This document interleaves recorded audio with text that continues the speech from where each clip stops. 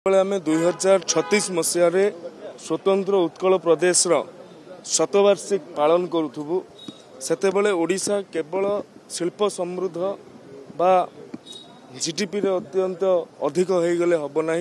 ओडिशा सुस्थ होवार आवश्यकता अच्छे एवं सुस्थ ओडिशा गठन करने सबुठु सरल पद्धति है जोग। तेणु एथर जोग दिवस रे जो आमर थीम रही जे निज पाई जोग स्वयं पाई जोग समाज पाई जोग।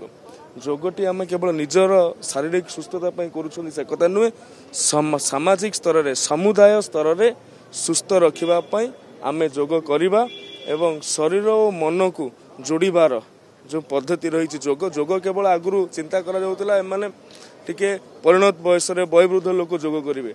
आज दिन में छात्र छात्री माने युवपीढ़ी माने जो भाव में मानसिक अवसादग्रस्त होती जो भाव में डिप्रेशन को जाऊँच जो भाव में एंजाइटी को जाऊँच से वर्तिवा लगे सबुदिन प्रत्येक दिन किछि किछि समय जोग करा जाए निश्चय भाव में जीवन सरल होगा सहित भविष्य समृद्ध हो।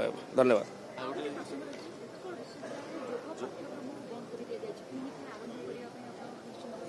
निश्चित भाव में ये सरकार जोग को गुरुत्व प्रदान करुछि, समाज रो सुस्थता उपरे गुरुत्व प्रदान करुछि।